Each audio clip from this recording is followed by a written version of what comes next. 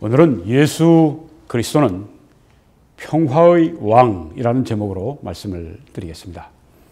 이사야 9장 6절 말씀에 보게 되면 예수님 오시기 전에 700년 전에 예언 활동했던 이사야가 이렇게 하나님의 영감을 받아 말씀을 기록했습니다. 이는 한 아기가 우리에게 낳고 한 아들을 우리에게 주신 바 되었는데 그의 어깨에는 정사를 메었고 그의 이름은 기묘자라, 모사라, 전능하신 하나님이라, 영존하시는 아버지라, 평화의 왕이라 할 것임이라. 이렇게 예수 그리스도에 대한 예언을 700년 전에 했습니다. 그의 어깨에는 government, 이 통치를 메었고 통치자시라고 하는 말씀이죠. 우주 만물을 통치하시는 통치자, 그분이 한 아기로, 한 아들로 우리에게 오셨다고 하는 그런 기가 막힌 크리스마스 스토리입니다. 그의 이름은 기묘자라, 원더풀, 놀라운 분이다, 이런 뜻입니다. 예수 그리스도의 탄생이 참 놀랍습니다. 이전에 로고스로 말씀으로 존재하시던 예수 그리스도가 여러분과 저와 같은 인간의 육신을 입으시고 이 땅에 오셨다고 하는 것입니다. 하나님이 사람이 되셔서 이 땅에 오셨다고 하는 것은 원더풀, 진짜 기묘한 그런 일이 아닐 수가 없습니다. 완전한 하나님으로, 예수 그리스도는 또한 완전한 사람으로 그렇게 이 땅에 탄생하셨습니다. 탄생하실 때 동정녀 마리아, 남자를 알지 못하는 동정녀 마리아를 통해서 하나님의 능력으로 잉태가 되시고 출생하셨습니다. 또 오실 때 만왕의 왕이시지만은, 만주의 주이시지만은 의리의리한 궁궐에서 태어나신 것이 아니라 여러분이 지금 보시는 그 말구육간에 그 주위의 목동들이 둘러선 가운데 우리 구주께서 오셨습니다. 성경의 미가서 5장 2절에 보게 되면 예수 그리스도가 오실 그때를 수백 년 전에 그 장소를 예언하시죠. 베들레헴 에브라다야, 너는 유다 중에 작을지라도 이스라엘을 다스릴 자가 네게로 나올 것이라. 그의 근본은 상고에, 태초에, 영원에 있느니라. 그렇게 말씀을 했습니다. 이스라엘의 예루살렘 같은 큰 도시가 아니라 또 갈릴리 같은 그런 아주 살기 좋은 동네에 있는 그런 곳이 아니라 아주 작은 베들레헴, 거기에 출생을 하셨습니다. 그의 탄생은 기묘합니다. 그가 오셨을 때 천군 천사들이 나타났다고 성경에 말씀하고 있습니다. 그리고 그들이 찬송하기 시작했습니다. 하늘에서는 하나님께 영광이요, 또한 이 땅에서는 기뻐하심을 입은 사람들 중에 평화라. 그렇게 천사들의 메시지, 천사들의 찬송 속에 예수 그리스도가 오셨습니다. 그때 먼 지역 페르시아 땅에 박사들이 있었는데 그들은 그 당시 최고의 지성인이었죠. 천문학을 하던 사람들이었습니다. 이상한 별이 하나 나타나서 그들이 길조라고 생각하고 짐을 꾸려서 그 별이 움직이면서 가는 방향을 따라서 와서 바로 예수 그리스도가 탄생하신, 그리스도가 계신 곳에 그들이 와서 경배합니다. 황금과 유향과 모략을 그들이 드렸는데 그것이 나중에 예수 그리스도께서 헤롯의 칼날을 피해서 애굽으로 갈 때 그 여행비로 그렇게 쓰여지도록 하나님께서 섭리하신 것을 우리에게 깨닫게 해 주십니다. 여러분, 그리스도의 탄생은 기묘합니다. 그의 성품도 원더풀, 놀랍습니다. 놀랍습니다. 그의 행적도 놀랍습니다. 그리고 그리스도의 말씀도 원더풀, 놀랍습니다. 놀랍습니다. 기묘자이십니다. 그의 생애가 놀랍습니다. 그래서 그의 이름을 기묘자라 그렇게 예언했던 것입니다. 그의 죽음도 놀랍습니다. 하나님의 아들이 그분이 아무 죄도 없으신 분이 십자가 위에서 여러분과 저의 죄를 대신하시고 피 흘려서 돌아가셨습니다. 그분이 십자가의 양손과 양발이 그 못에 쾅쾅 못 박힐 때 그것은 여러분과 저의 죄의 모든 값을 지불하시는 바로 그 역사에 있었습니다. 그리고 3일 만에 부활하셨습니다. 그의 부활도 기묘하고 원더풀 놀랍습니다. 또한 그가 승천하시고 그가 다시 오시는 것도 놀랍습니다. 그뿐 아니라 지금 하늘나라에 계시면서 주무시는 게 아니라 여러분과 저를 위해서 끊임없이 중보하고 기도해 주고 계십니다. 놀라우신 기묘자 예수 그리스도. 예수 그리스도를 또 여기에 이사야는 모사라 그렇게 표현했습니다. 카운슬러라고 영어로 말을 했는데요. 이렇게 그 조언해 주는 사람들이 있지 않습니까? 네, 예수 그리스도를 바로 그 카운슬러라, 모사라 그렇게 왜 예언을 했을까요? 이사야 28장 29절에도 여기에 이 모사가 나오는데 이도 만군의 여호와께로부터 난 것이라 그의 조언이 카운슬입니다. 이게 바로 조금 전에 얘기한 모사입니다. 그의 조언은 카운슬은 기묘하며 원더풀하며 지혜는 광대하니라. 예수 그리스도가 무엇을 해주실지를 우리에게 보여주고 있습니다. 그의 이름이 바로 예수님이 우리를 조언해 주신다. 우리에게 원더풀한 아주 기묘한 그런 조언을 해주신다고 말씀을 했습니다. 예수 그리스도를 믿는다고 하는 것은 그래서 예수 그리스도의 지혜를 필요할 때 언제든지 우리가 그 조언을 받을 수 있다고 하는 것입니다. 잠언 3장 6절에는 그 지혜를 받을 수 있는 길을 이렇게 말씀합니다. 너는 범사에 in everything 모든 일에 그를 인정하라. 그리하면 내 길을 지도하시리라. 그렇게 말씀하셨습니다. 네, 카운슬입니다. 모사라. 그래서 여러분과 저는 우리가 주님께 요청하면 주님의 도움을 구하면 언제든지 가장 위대한 지혜, 그 지혜로 우리의 길을 인도받을 수 있다고 하는 것입니다. 또 이사야는 예수 그리스도를 전능하신 하나님이라 이렇게 예언을 했습니다. 예수 그리스도는 Mighty God, 전능하신 하나님이라 그렇게 예언을 한 것입니다. 이 땅에 오신 인간의 몸으로 제한받고 오셨음에도 불구하고 그분은 여전히 전능하신 하나님이다. 이렇게 말씀하고 있습니다. 왜요? 예수 그리스도는 전능하심을 표현해 주셨기 때문입니다. 어떻게 해요? 모든 병을 고치셨습니다. 모든 병을 고치셨다고 성경에 말씀했는데 어떤 병도 예수 그리스도에게는 대적이 되지가 않습니다. 그리스도가 나으라고 하면 그 병이 나았고 손을 얹으시면 병들이 물러갔습니다. 병을 다스리시는 그 권세, 전능하신 분인 것을 보여주고 있습니다. 또 죽음을 통제하셨습니다. 나사로 무덤에 가셔서 그렇게 말씀하셨죠. 나사로야 나오라! 그러니까 죽은 나사로가 살아서 나왔습니다. 죽음을 통제하시는 그 권세, 전능성을 보여주고 있습니다.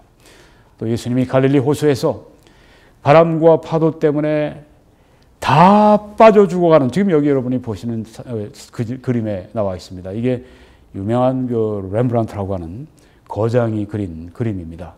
갈릴리 호수에서 지금 바람과 파도 때문에 다 빠져 죽어가는 상태에서 예수님 우리를 이대로 놔두시겠습니까? 그때 예수님이 일어나셔서 한마디로 바람과 파도를 그렇게 잠잠하게 하셨죠. 네. 자연까지 순종하는 이분은 누구실까요? 하나님이십니다. 예수님은 또한 귀신들이 예수님 앞에 나타나기만 하면, 그 사람 안에 있는 귀신들이 예수님이 나타나기만 하면 두려워했습니다.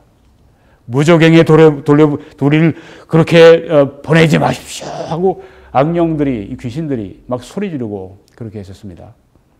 모든 그 악령들 말씀으로 그냥 다 쫓아내시고 사람들을 고쳐주시고 사람들을 새로운 삶을 살 수 있도록 그렇게 해주시고 그들이 다시 가정으로 돌아가서 새로운 삶을 살 수 있도록 해주셨습니다. 이 권세, 하나님이신 것을 보여줍니다. 또 성경에 모든 권세를 다스리시는 권세를 가지고 계시다고 말씀을 했습니다. 십자가 위에서도 그 말씀하셨죠. 내가 12영이나 더 되는 이런 그 천사들을 보내서 이 모든 일을 중단할 수 있음에도 불구하고 예수님께서 그러심에도 불구하고 십자가에서 그냥 우리 여러분과 저의 죄를 위해서 못 박혀 죽으셨습니다. 왜? 그 길이 여러분과 저를 구하시는 길이었기 때문이었습니다. 이 세상의 모든 권세를 다스리시는 하나님의 권세를 가지고 계셨기 때문입니다. 또 만물을 붙들어 주시는 권세를 가지고 있다고 성경에 말씀했습니다. 만물이 보존되고 있는 것, 오늘도 이 천체들이 제자리를 차지하고 또 지구가 공자전을 계속해서 이렇게 그 제속도대로 신실하게 움직이는 것은 우리 주 예수 그리스도께서 지금도 붙들고 계시기 때문입니다. 전지성, 우리가 성경에 보게 되면 예수님이 사람들의 마음을 다 물어보지도 않고 아시는 그런 것들을 우리가 볼 수 있고 미래 일에 대해서 제자들에게 예언하시는 것을 볼 수 있습니다. 내가 3일 내가 앞으로 그 대제사장들과 장로들에 의해서 고난을 받고 그리고 못 박혀 죽을 것이고 그리고 사흘 만에 부활할 것이라고 제자들에게 십자가가 가까워지는 그 시점에 말씀하시기 시작했습니다. 그리고 내가 다시 올 것이다. 내가 다시 와서 너희를 내게로 영접해서 나 있는 곳에 너희도 있게 하리라고 그렇게 미래일에 대해서 말씀해 주셨습니다. 우리는 어느 날 예수님이 오셔서 우리를 불러가 주시고 그래서 예수님이 계시는 곳 바로 그 천국에서 보낼 소망으로 충만해 있습니다. 예수님은 또한 편지하십니다. 어디든지 계십니다. 내가 세상 끝날까지 너희와 항상 함께 있겠다고 말씀하셨는데 그것은 그 제자들뿐 아니라 그 이후에 주님 오실 때까지 모든 제자들을 말씀하십니다. 얼마나 많은 수의 사람들이 있습니까? 어떤 사람들은 저 밀림의 오지에 들어가 그렇게 선교하는 선교사님들도 있습니다. 어떤 사람들은 전장터에서 싸우는 군인들도 있습니다. 어떤 사람은 배를 타고 먼 길을 떠난 어부들도 있습니다.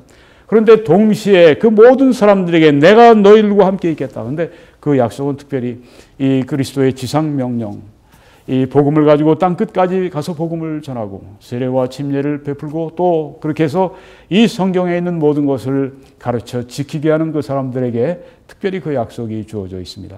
네 번째는 예수님께서 영원하신 분인 것을 성경에 가르쳐 주고 있습니다. 태초에 말씀이 계시니라 영원하신 분이십니다. 또 불변하십니다. 예수 그리스도는 어제나 오늘이나 영원토록 변함없으신 불변하신 분이기 때문에 하나님이십니다. 그리고 육신이 되시기 전에 하나님의 본질로 하나님의 본체로 그렇게 존재하셨기 때문입니다. 그리고 예수 그리스도 안에 하나님의 모든 충만하심이 예수 그리스도 육신 안에 거하신다고 성경이 말씀하고 있기 때문입니다. 네. 또 이사야는 네 번째로 예수 그리스도를 영존하시는 아버지라고 이렇게 말을 했습니다. 영원히 존재하시는 영속적이신 아버지. 자, 여기에서 어떤 사람들은 오해를 합니다. 성경의 성부 하나님 아버지가 계신데 왜 예수님을 아버지라고 불렀느냐? 삼위일체 신앙에서 아들과 아버지는 다른 분이신 것을 성경이 말씀하고 있습니다. 네. 삼위일체가 용어는 성경에 없지만 개념은 확실하게 있습니다. 이단들이 여호와의 증인들이 만나면 여러분들에게 그 이야기를 할 겁니다. 왜 성경에 삼위일체라고 하는 용어가 없는데 그런 걸 만들어서 그 정통이라고 얘기를 하느냐? 용어는 없죠, 물론. 그렇지만 개념이 있죠. 삼위일체라고 하는 그 용어가 제일 좋은 용어는 아닙니다. 그렇지만 그 이상 더 좋은 용어를 우리가 지금까지 고안할 수가 없기 때문에 삼위일체라고 부르는 것이죠. 성경에 한 하나님이 계시고 그 하나님은 삼위로 존재하시고 삼위의 하나님은 각각 다 완전하신 하나님이시고 한 하나님이시라고 하는 것을 그 신비를 말씀하고 있는데요. 아들과 아버지는 다르십니다. 아들과 성령은 다르십니다. 아버지와 성령이 다르십니다. 그렇다고 해서 그분들이 본질적으로 다른 분이 아닙니다. 자, 여기 아버지는 그럼 어떤 분입니까? 아버지는 물론 위격상 아버지는 아니시죠. 여기 아버지는 근데 왜 예수 그리스도를 아버지라 영존하시는 아버지라고 말씀했을까요? 여기에 가장 타당한 답은 이것입니다. 여기에 아버지는 하나님 아버지라고 하나님 아버지와 혼동시키는 것이 아니라 이사야는 여기서 예수 그리스도는 아버지와 같은 분이다. 아버지는 어떤 분입니까? 아버지는 보호하는 분입니다. 가족 식구들을. 아버지는 가족 식구들에게 provide, 공급해 주는 분입니다. 바로 예수 그리스도는 영존하시는 영원히 영속적으로 특별히 믿는 자들에게 아버지가 되시는 분이십니다. 아버지의 역할을 하시는 분이십니다. 그리스도는 여러분과 저에게 필요를 다 공급해 주시는 분이십니다. 우리를 보호해 주시는 분이시라고 하는 것입니다. 영존하시는 아버지라. 마지막으로 예수 그리스도를 이사야는 평화의 왕이다 그렇게 불렀습니다. Prince of Peace. 이사야가 부른 게 사실 아니죠. 이사야는 그 대변인이었고 실제로 성령 하나님께서 이렇게 예수 그리스도를 말씀하신 것입니다. 그런 평화의 왕이라고 이렇게 말씀했습니다. 평화의 왕, 네. 왕이신데 평화의 왕이시라고 하는 것입니다. 어떤 왕인지를 알 수가 있죠. 징기스칸 하면 어떻습니까? 악한 왕입니다. 네. 그때 뭐 징기스칸, 그때 뭐 몽골, 이렇게 그 이야기만 회자가 돼도 그 당시에 유럽 사람들이 벌벌 떨고 애들한테 야! 몽골 군대 온다! 그러면 애들이 그냥 막 벌벌 떨었다고 그러니까요. 부모님 말씀을 듣는데 아주 그 재료를 썼다고 그러니까요. 근데 예수님은 어떤 분이십니까? 평화의 왕 되시는 분이십니다. 네, 예수 그리스도는 우리에게 평화를 주시는 분이십니다. 예수 그리스도는 우리 인류에게 평화를 주시는 그런 분이십니다. 한국의 한반도에 지금 김정은이가 저 아주 불한당이 조폭보다 더 못한 자가 인권 유린하는 자가 그리스도인들을 아주 무자비하게 박해하는 자가 잔인한 자가 저기에 핵무기를 가지게 돼서 한반도 전체가 아주 지금 공포 가운데 있습니다. 혹시라도 핵전쟁이 일어나지 않을까. 여러분, 그래서 사람들이 평화를 갈망하는데 진짜 평화를 갈망한다면 평화의 왕께 와야죠. 오늘 말씀을 들으시는 분들은 그런 문제 때문에 고민하고 혹은 인생의 여러 가지 문제 때문에 고민하시는 분들은 평화의 왕께 오시면 된다고 하는 것입니다. 누가복음 2장에 보니까 지극히 높은 곳에서는 하나님께 영광이요. 예수 그리스도가 탄생하셨을 때 메시지입니다. 땅에서는 하나님이 기뻐하시는 사람들 중에 평화로다. 이렇게 말씀했습니다. 평화. 여러분, 예수 그리스도는 평화이십니다. 여러분에게 평화를 주시는 분이십니다. 평화를 목말라 하는 특별히 한국민 여러분, 예수 그리스도를 여러분의 삶 가운데 초대하십시오. 평화의 왕을 모시기를 바랍니다. 전쟁터에서라도 평화의 왕을 모시게 되면 여러분이 평안할 수가 있습니다. 이 평화는 첫째, 하나님과의 평화가 있습니다. Peace with God. 하나님과 평화하는 것입니다.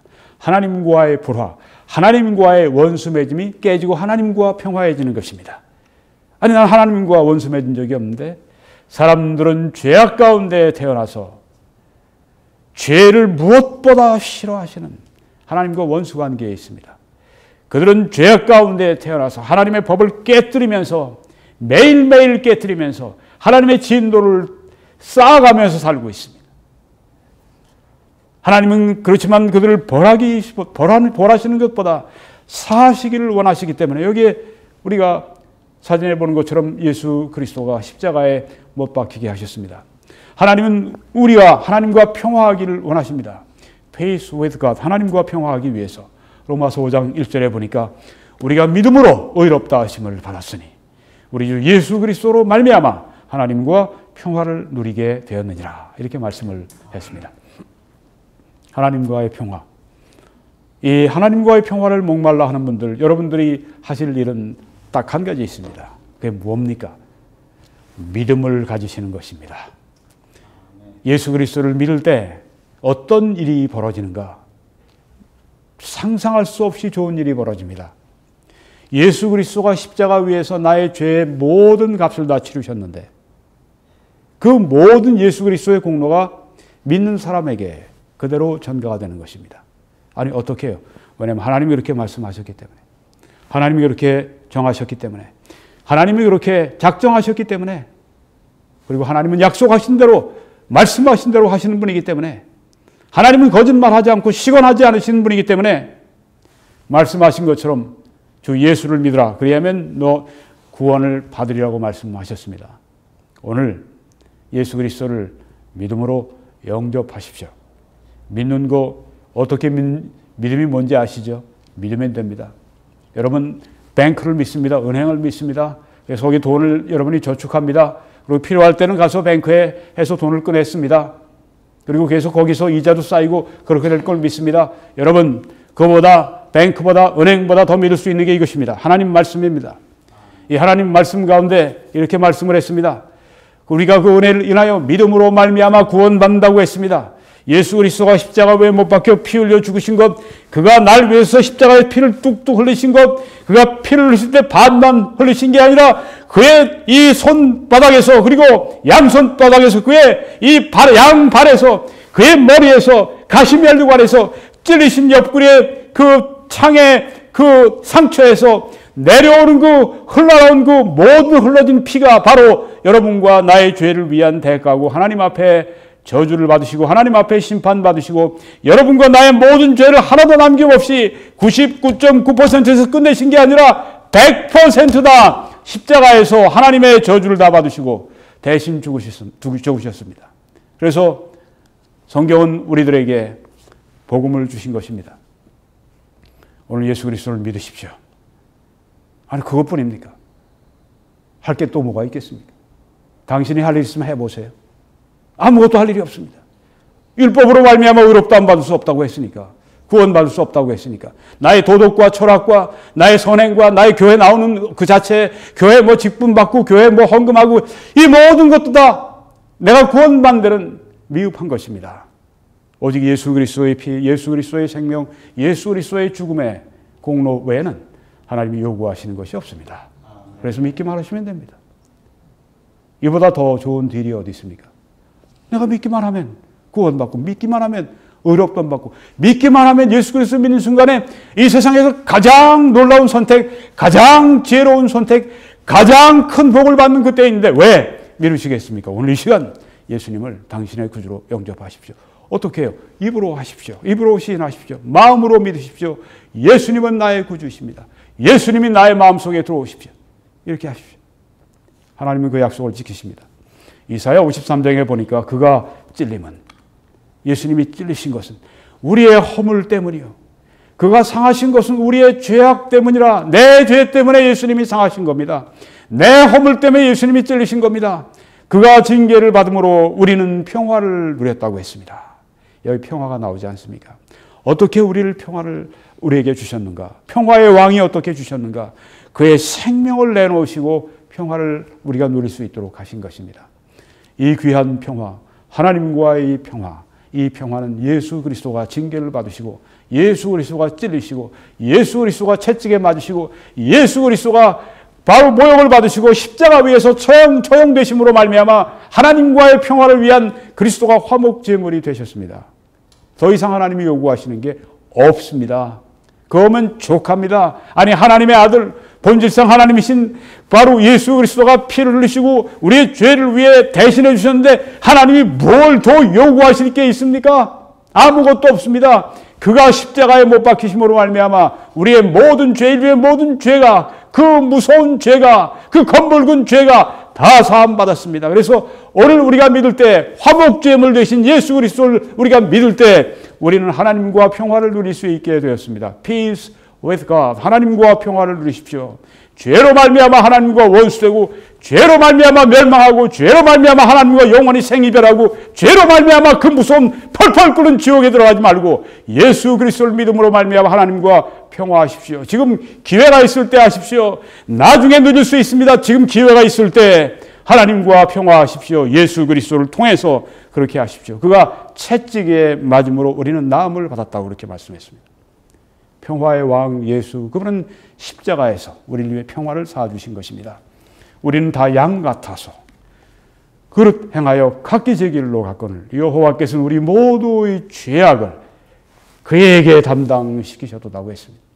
그렇게 잔인하게 인류가 발명해낸 가장 치욕스럽고 가장 잔인하고 가장 고통스럽고 가장 무서운 형벌인 십자가 위에서 그의 아들 예수 그리스도가 못 박히신 것은 우리 모두의 죄악을 담당하시는 그 길이었기 때문입니다. 왜 이렇습니까? 그것은 하나님의 공의가 만족해야 했기 때문입니다. 인류의 모든 죄를 대신해서 그리스도가 십자가 위에서 그렇게 담당하시고 죽으셨습니다. 그 값이 충분합니다. 그 값이 충분합니다. 하나님께.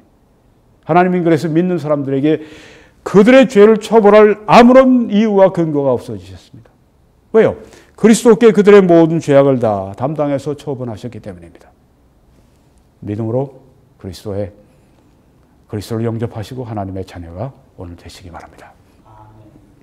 두 번째는 하나님의 평화입니다. 좀 전에는 하나님과의 평화였는데 peace with God. 여기는 peace of God. 하나님의 평화입니다. 여기 성경에 보니까 아무것도 염려하지 말고 다만 모든 일에 기도와 간구로 너희 구할 것을 감사함으로 하나님께 아뢰라. 그리하면 모든 지각에 뛰어난 하나님의 평강이 그리스도 예수 안에서 너희 마음과 생각을 지키시리라. 이렇게 말씀을 했습니다. 네.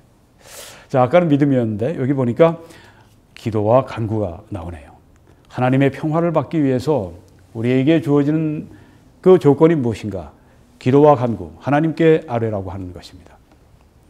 이 하나님의 평화가 우리에게 오게 되면 여기에서 이 말씀처럼 우리의 마음을 생각을 지켜주신다고 말씀을 했죠.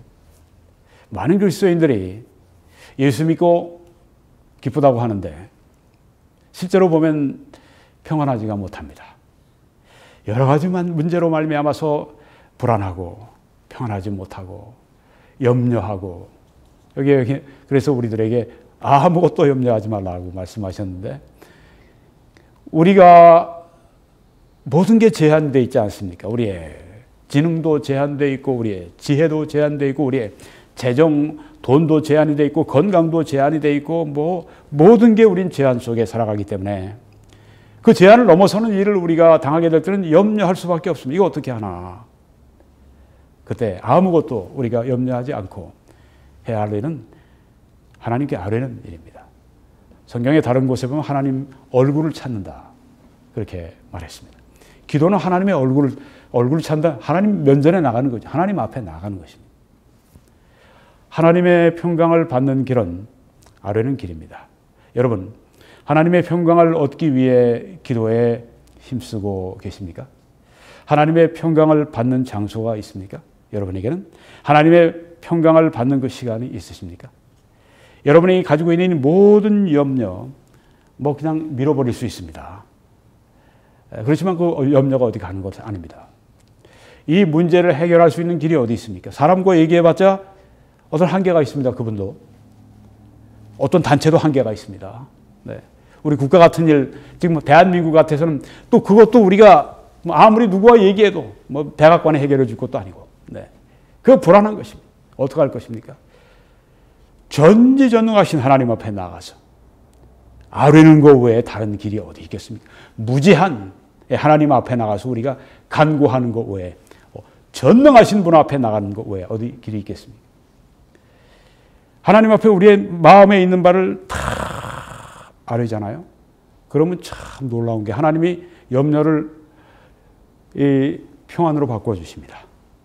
근데 이건 여러분이 좀 수고하셔야 돼요. 아뢰셔야 합니다. 네. 믿음으로 아뢰셔야 합니다. 여러분의 그런 시간이 있어요? 어떤 때는 좀 시간이 더 많이 걸려요. 성경에 그래서 그것을 waiting on God 그렇게 표현했습니다. 하나님을 기다리라. 앙망하라. 여호와를 앙망하는 자는 독수리의 날개치며 올라감 같을 것이요 하는 말씀이 있지 않습니까? 거기에 그 여호와를 앙망한다. 여호와를 기다린다. 이게 바로 기도의 다른 표현입니다. 하나님 앞에서 나아가서 기도합니다. 때로는 무릎을 꿇고 하나님 앞에 기도하고 때로는 걸으면서 기도합니다.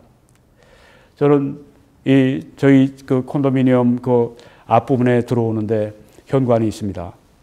거기는 밤이 돼도 수십 개의 등불을 밝혀가지고 아주 환합니다. 새벽에 한 2시, 3시 혹은 1시 제가 그런 때 나가면 아무도 없습니다. 낮에도 별로 뭐 다 주차장에서 나가니까 별로 뭐 거기 다니지도 않고요. 거기는 완전히 제 기도 기도의 그 현관이 되어버렸습니다. 조금 안으로 돌아가면 또 정원이 또 있습니다. 거긴 별로 사람들도 안 다녀요. 거긴 또 제 기도의 정원입니다. 새벽에 1시, 2시, 3시 아무도 없을 때 거기 나가서 씨름하기 시작합니다. 2시간, 3시간, 4시간 하나님 앞에 계속 제가 기도하는 동안에 어떤 일이 일어나는가 하면 제 마음속에 있는 스트레스 같은 게 염려와 여러 가지 불안과 여러 가지 나의 부족함과 이런 데서 오는 여러 가지 이런 것들이 내려가기 시작합니다. 이 레벨이 내려가기 시작하고 그 다음에 이 평강 이 레벨이 올라가기 시작합니다. 이게 교체하고 바꿔지는 것입니다. 역대 보게 되면 위대한 그리스도인들이 오랜 시간 동안 기도했습니다. 많은 기도할 때 많은 능력이 따른다고 하는데 많은 기도할 때 많은 평안이 또 따르게 됩니다. 염려하고 불안해서 그냥 살아가는 것보다도 하나님 앞에 충분한 시간을 가지고 기다리면서 하나님의 그 평강과 능력으로 체험받는 이것이 얼마나 복되고 이것이 얼마나 그리스도인들의 커다란 특권인지 모릅니다. 알으십시오. 염려의 해결책은 물론 다른 우리가 해야 할 일도 다 해야 되겠죠. 우리가 그 어떤 염려가 될 일이 있는데 뭐 우리 인간적으로 해야 할 모든 것들을 다 해야 되겠죠. 기도만 해서 뭐 해결되는 건 아닙니다만은 기도는 우리의 심령을 그렇게 평화로 바꾸는 평강으로 하나님의 평강으로 지키는 그리고 하나님의 평강 가운데 여러분이 하게 되면 판단도 아주 잘 내릴 수 있습니다. 불안하고 염려하고 이럴 때는 우리의 판단이 잘못될 수 있지만 정말 마음의 평안으로 가득 차 있고 이렇게 되면 그래서 여러분이 새벽이 좋습니다. 새벽에 하나님과 이 충분한 시간을 가지고 나오게 되면 그날 여러 가지 벌어질 여러 가지 시험, 여러 가지 그 문제 이런데 딱 맞닥뜨릴 때 내 안에 나도 모르게 팍 힘이 있는 걸 발견합니다. 하나님의 평안이 나를 주장하고 있고 이 일이 있어도 내가 잘 될 거야 하는 그런 확신이 생기게 됩니다. 그래서 여러분 새벽에 일찍이 하나님을 찾는 이런 이 습관 이건 아주 경건한 그리스도인들의 습관이었습니다. 우리가 그들보다 뛰어납니까? 우리가 그들과 다릅니까? 아니죠. 그들이 그 길을 걸어갔습니다. 우리도 그 길을 걸어가야 합니다. 하나님의 평화, peace of God 이걸 받기 위해서는 하나님 앞에 기도에 힘쓰고 계십니까? 네. 하나님과의 평화, 하나님의 평화. 세 번째는 세계적인 평화, 정치적인 평화가 앞으로 오게 될 것입니다. 성경을 문자적으로 이해를 하면 앞으로 1000년 동안 예수 그리스도가 다시 오셔서 다스리시는 그런 1000년 왕국이 있습니다. 물론 이걸 비유적으로 이해를 해서 지금 천국에서 성도들이 1000년 왕국을 누리고 있다 믿는 분도 있습니다. 뭐 그렇게 믿는 분들이 뭐 그렇게 믿으시면 되고 문자적으로 우리가 성경을 이해하게 되면 1000년 동안 다스린다는 말씀이 여기 성경에 있으니까 문자적으로 이해하면 이 땅에서 이제 다스리는 것입니다. 네. 그때가 올 때, 네. 미리 우리들에게 조금 잠깐 이렇게 잠깐 플래시처럼 보여준 사건이 하나 있는데요. 1914년에 1차 세계대전이 시작된 때죠. 이제 첫 번째 크리스마스를 만났습니다. 저쪽에는 독일 참호들이 있고 이쪽에는 영국, 프랑스 참호들이 있습니다. 1차 세계대전은 참 참혹했습니다. 여기 이제 저쪽 그 진격을 해서 가면 여기 지금 여러분 보십시오. 이 뭐 나무 하나 제대로 서 있는 게 있습니까? 폭탄을 그냥 쏟아 부으니까 하루에 뭐 몇만 명씩 막 사망하고 그런 때가 이 1차 세계대전이었습니다. 자, 이 참혹한 전장터에서 총성이 잠깐 멎었을 때 크리스마스 때입니다. 한 독일군 병사가 장교입니다. 노래를 부르기 시작합니다. 먼저 독일어로 고요한 밤, 거룩한 밤. 그리고 영어로 고요한 밤, 거룩한 밤을 부르기 시작합니다. 그런데 그분이 누구냐 하면 보통 사람이 아니라 저와 같은 보통 노래 부르는 사람이 아니라 독일의 베를린 오페라의 단원입니다.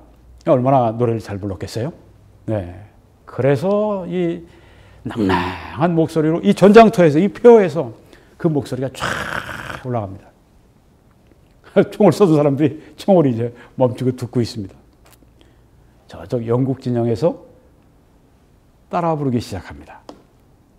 이쪽에 독일 군 참호에서도 고요한 밤, 거룩한 밤. 영국 이쪽 그 상대 저쪽에서도 프랑스 저쪽에서도 자기들 언어로 고요한 밤, 거룩한 밤. 그러다가 이들의 마음의 무장이 완전히 무너졌습니다. 평화의 왕이 그들을 지배하시니까 그들이 참호에서 나왔어요. 총 다 놔두고. 그래가지고 여러분이 보시는 것처럼 크리스마스 퓨전이 이루어졌습니다. 그 고요한 밤 거룩한 밤 때문에. 여기 보십시오. 그 사진을 보게 되면 그림이죠. 양쪽에 지금 독일군 영국군 다들 무장해제하고 나와서 지금 세상에 어떻게 이런 일이 일어날까요? 그 참혹한 전장터에서. 네. 이 고요한 밤 거룩한 밤. 네. 기적이 빚은 건데요. 네. 잠시 이 군사적인 그리고 정치적인 이 대적하는 관계가 이제 그 평화의 관계로 바뀐 아주 역사적인 참 놀라운 그래서 여기서 이제 나중에 다들 자기 집으로 편지를 보냅니다. 믿지 못할 이런 일이 일어났다. 이거로 전쟁이 끝났으면 얼마나 좋겠습니까? 그 다음 달부터 전쟁이 또 시작이 된 거예요. 네. 잠깐 우리가 이런 정치적인 평화를 극적인 평화죠. 네. 앞으로 이제 전쟁이 없는 세상이 있습니다. 이 천년왕국이 문자적으로 이 땅에서 성취된다고 하는 그 해석을 우리가 따라서 본다면 천년 동안 전쟁이 없어요. 왜냐하면 예수 그리스도가 오셔서 예루살렘에서 다스리고 계시기 때문입니다. 아주 강력한 통치를 거기서 예수님이 행하시게 됩니다. 이사야 32장에는 의로움의 열매는 평화요 의로움의 결과는 영원한 평화와 안전이라. 내 백성이 평화로운 집과 안전한 거처와 조용히 쉬는 곳에 있으려니와. 네, 이렇게 한 이 말씀은 언제? 천년왕국 시대입니다. 평화의 시대. 인류가 그렇게 염원하는 이 평화의 시대. 이 천년왕국. 예수 그리스도가 오셔서 이 땅에서 펼치시는 천년왕국의 평화가 있다고 하는 것입니다. 미가서 4장에는 무리가 그 칼을 쳐서 보습을 만들고 창을 쳐서 낫을 만들 것이며 이 나라와 저 나라가 다시는 칼을 들고 서로 치지 아니하며 다시는 전쟁을 연습하지 아니하고 이렇게 또 각 사람이 자기 포도나무 아래와 자기 무화과 나무 아래에 앉을 것이라. 그들을 두렵게 할 자가 없으니. 네, 여기는 천국이 아닙니다. 여기는 이 땅에서 지금 칼을 보습으로 창을 낫으로 만드는 농기구로 만드는 전쟁 무기들을 농기구로 만들어서 사람을 죽이는 게 아니라 사람을 살리는 그런 농사를 짓는 아주 아름다운 다시는 칼을 들고 서로 치지 아니하는 이런 때가 온다고 했습니다. 예수 그리스도가 이 땅에 다스리실 때 이런 천년왕국의 꿈이 이루어지게 된다고 하는 것입니다. 마지막으로 영원하고 완전한 평화를 예수님은 또 주십니다. 그 천국에서 우리는 이런 말씀이 있는 것을, 이런 시대가 오게 되는 것을 봅니다. 모든 눈물을 그 눈에서 닦아주시니 다시는 사망이 없고 애통하는 것이나 곡하는 것이나 아픈 것이 다시 있지 아니하리니 처음 것들이 다 지나갔음이라. 저희 어머니가 말년에 참 고통을 많이 받으셨어요. 네, 그렇게 주님을 사랑하셨는데 왜 말년에 그렇게 몇 년간 고통을 당하셨는지 그런 성도들 많이 있습니다. 굉장히 많습니다. 그 중에 한 분이었습니다. 몸이 아프시니까 마음에 평안이 없는 거예요. 네, 내 몸이 나를 막 아프게 하는데 그 중에 평안 갖는 일이 참 어렵죠. 여기에 애통하고 아픈 것 다시 없습니다. 다시 여기 특별히 이렇게 동영상을 통해서 보시는 설교를 들으신 분들이 있습니다. 여러분 가운데 매우 아픈 분들이 있어요. 아프면 그냥 모든 게 다 그냥 짜증나고 모든 게 고통스럽고 절망적이고.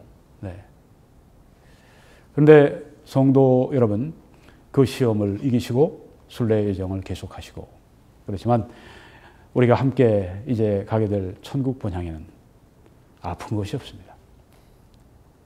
사망도 없고요. 저희 먼저 몇 달 전에 하늘나라 가신 저희 어머니는 그 모든 아픈 거 다 벗어버리시고 천국에서 말할 수 없는 희락과 기쁨 가운데 계십니다. 그리고 완전한 평화 가운데 계십니다. 여러분, 어떻게 이걸 알 수 있습니까? 어떻게 뭐 그런 걸 보지도 않고 다 천국 가봤습니까? 뭐 그렇게 얘기하면 제가 천국을 가본 적은 없습니다. 사도 바울처럼 제가 그렇게 천국을 가본 경험은 없는데, 살아서 천국을 본 적은 없는데, 저는 제 눈으로 보는 것보다 더 확실한 게 있습니다. 여기 있습니다. 네, 하나님 말씀. 확실한 게 있습니다. 이 안에 미래에 대한 역사 가운데 이루어진 예언들, 이 성경의 한 25% 정도가 4분의 1이 그 예언입니다. 그리고 그 예언의 거의 절반이 다 이루어졌습니다. 앞으로 물론 다 이루어지죠. 여기 지금 이것도 앞으로 있는 일에 대한 어떤 면에서는 예언 같은 것입니다. 이루어질까요? 물론입니다. 이루어지는 것 정도가 아니라 지금 이루어져서 천국의 성도들이 지금 있습니다. 여러분, 완전한 영원한 평화, 하나님과의 평화, 또 하나님의 평화, 그리고 정치적인, 군사적인, 세계적인 천년왕국의 평화, 그리고 천국의 영원한 완전한 평화 주실 분이 바로 예수 그리스도이시라고 하는 겁니다. 오늘 그래서 믿으십시오. 예수 그리스도는 기묘자이십니다. 예수 그리스도는 모사이십니다. 예수 그리스도는 전능하신 하나님이십니다. 예수 그리스도는 영존하시는 아버지이십니다. 그리고 이사야는 예수 그리스도는 평화의 왕이라 그렇게 말씀했습니다. 그렇습니다. 오늘 이 평화의 왕으로 말미암아 기뻐하시는 여러분과 제가 되기를 바랍니다. 아멘. 여러분, 이 메시지를, 이 소망의 메시지를, 이 크리스마스의 메시지를 저와 함께 세계 전역에 전해주시지 않겠습니까? 기도해 주시고 주의 알려주시고 성경금으로 후원으로 함께 참여해 주십시오. 신실하게 참여해 주신 분들께 감사의 말씀을 드립니다. 여러분들이 어떻게 저희들을 후원하실 수 있는지는 이 www.21church.com으로 들어오셔서 거기 후원을 클릭해 주시면 필요한 정보를 여러분이 다 받으실 수가 있습니다. 저는 매 주일 오후 2시에 밴쿠버 필그림 교회에서 설교하고 예배를 인도합니다. 여러분들을 초청합니다. 저희들은 14482 72가 에비뉴 소리에 위치해 있습니다. 오는 주일에 여러분들 꼭 뵙기를 바랍니다. 하나님께서 여러분들과 우리 온 세계 한인들 크게 복을 주시기를 간절히 기도합니다.